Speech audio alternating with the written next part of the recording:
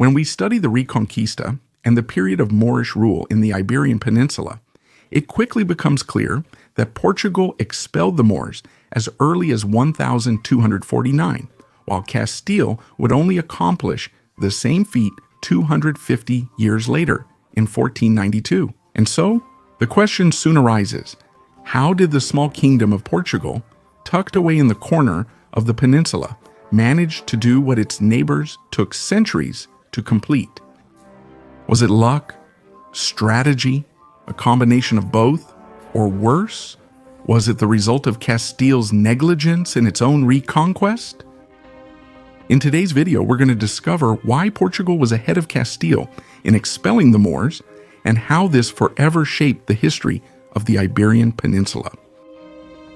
But before we begin, if you enjoy our content, become a member of our channel right now. That way, you'll gain access to our WhatsApp group and exclusive content, including live classes.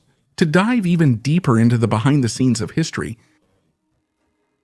so we can understand how and why Portugal completed its reconquest so quickly. Compared to Castile, we must first analyze the Portuguese reconquest and then examine how it contrasts with the Castilian one. Portuguese independence emerged at a very opportune moment, right in the midst of a period when the Moorish taifas in the south of the Iberian Peninsula were severely weakened. Portugal initially took shape through the actions of Dom Afonso Henriques in the legendary Battle of Urique against the 5 or 6 taifas of Elva, Beja, Badajoz, Évora, and Seville. This new kingdom arose at a time when Christendom burned with the desire for crusades.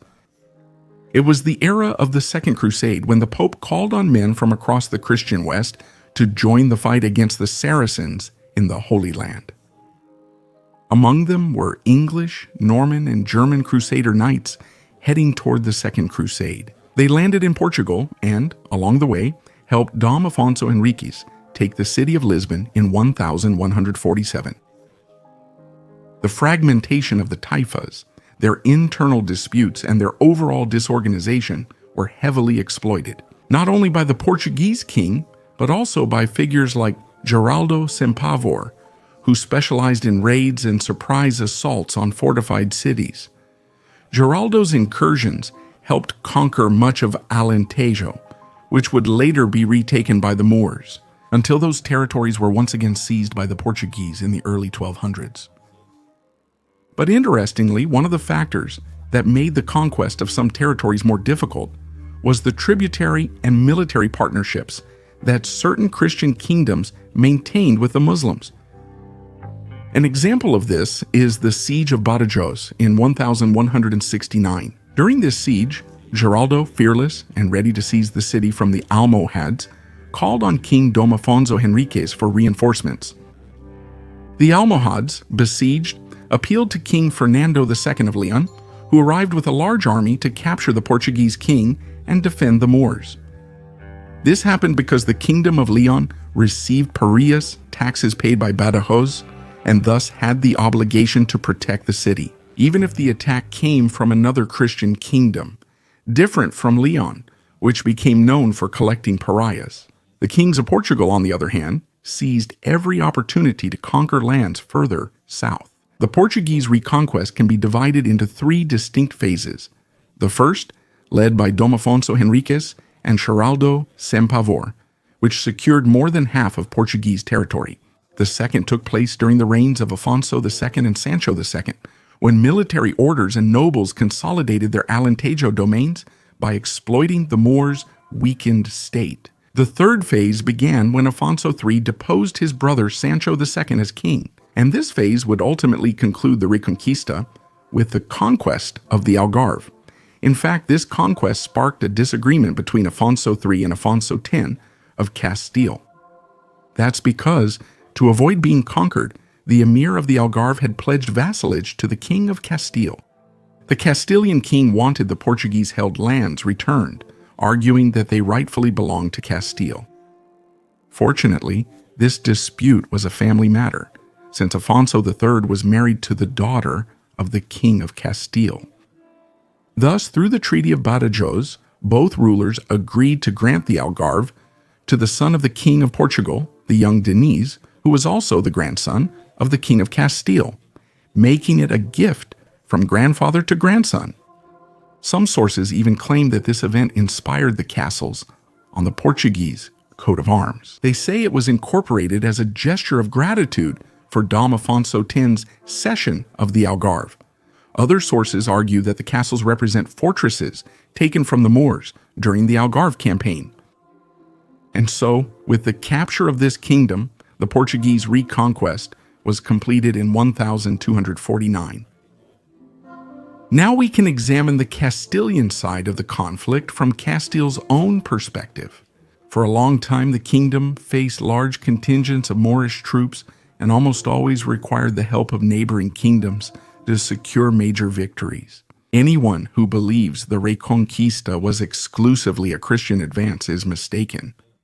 The Moors also managed to retake many territories despite the Christian advances, and many Castilian-led battles relied heavily on support from allied kingdoms. A notable example is the Battle of Las Navas de Tolosa, where the kings of Castile, Leon, and Navarre fought side by side in the so-called Charge of the Three Kings, despite the fact that the Moorish forces outnumbered the Christian coalition by more than double. Even so, the Christian forces emerged victorious. This battle confirmed the growing military superiority of the Christian kingdoms of the peninsula, and among Castile's kings, Fernando III stood out as the greatest conqueror. He expanded Castilian territory southward, even capturing Seville, one of the largest Muslim centers. After him, his son Afonso X pushed even farther south, reaching the city of Cadiz. But from that point on, battles became much more sporadic, and some even resulted in victories for the Muslims of the Emirate of Granada, and all their conquests remained under threat in 1340 when 60,000 Islamic soldiers from North Africa arrived, threatening to retake several territories from Castile. The Castilian forces did not even amount to one-third of the Moorish troops, and the Portuguese who came to assist them numbered only 1,000, led by their king, Afonso IV. But in that battle, known as the Battle of Salado, the king of Portugal, with his small contingent of knights, launched an almost suicidal charge against the Moorish lines, personally leading the attack and breaking through the enemy formation, which ended up destabilizing the enemy army and securing victory in the battle. And that is what earned Afonso IV the nickname, the Brave. Through this victory, the Castilians were finally able to conquer Gibraltar after taking Algeciras. And if it hadn't been for the professionalism and bravery of the soldiers and the kings who took part in the battle, the Moors would certainly have reconquered even more territory. Territories to the north, but after the Battle of Salado, it would still take another 150 years for Castile to finish the reconquest, almost 100 years after the Portuguese had already completed theirs. Why did Castile take so long to reconquer Granada? What best explains Castile's inertia? It was a combination of factors, ranging from internal conflicts and conspiracies to the power of the nobility and even Granadan merits. Castile faced destructive civil wars, such as the 8-year conflict between Fernando IV and his uncle, which devastated the kingdom. Not to mention the 3-year war between the half-brothers Pedro the Cruel and Henrique II. And there were still wars against the crown of Aragon, like the War of the Two Pedros, and against Portugal, such as the Fernandine Wars, and several kings of the Trastamara dynasty who succeeded Henrique II had very short reigns. João I even dedicated part of his short reign to attempting to conquer the Kingdom of Portugal, a campaign that failed at the Battle of Aljubarrota. Some kings, like Henrique III, did launch campaigns against Granada, winning the Battle of Colares, but he died shortly afterward. Over time, various factors arose that made Castile less eager to conquer Granada. The Islamic Emirate occupied mountainous, difficult terrain, known as Sierra Nevada, and possessed several heavily fortified cities. On a map, Granada looks like a tiny patch of land that should be easy to conquer, but in practice it was a maze of mountains, well-fortified cities, and warriors willing to die fighting. It wasn't a small territory, it was a military nightmare.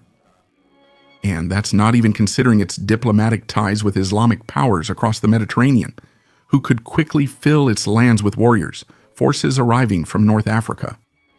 Thus, the region of Granada functioned as a diplomatic buffer for a long time. As long as Castile maintained good relations with this emirate, its vassal, there was no fear of a jihad against the Christian kingdoms. And finally, many kings of Castile grew accustomed to the easy tribute payments from Granada, which were essential for a crown, especially in a kingdom with such a powerful and rebellious nobility. And interestingly, some Granadans meddled in Castilian conspiracies, just as Castilians interfered in Granadan conspiracies.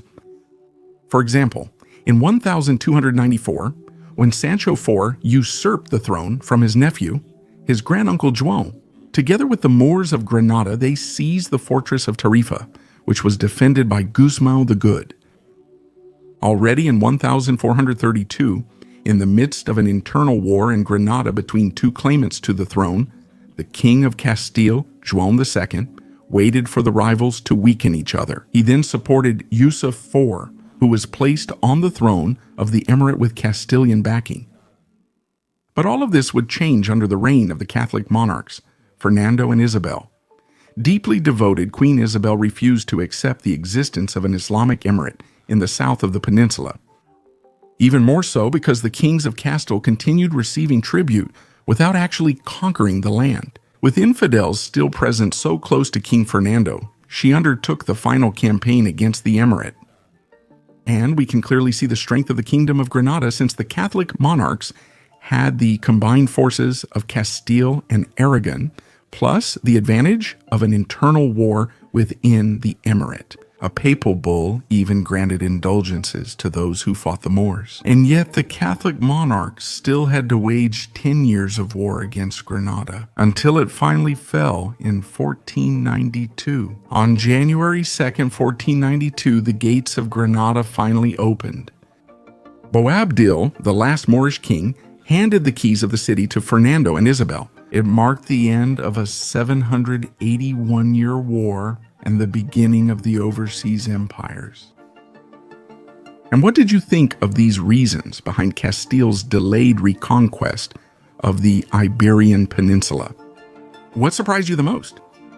Leave your comment right now to support our work and take the opportunity to become a member of the channel.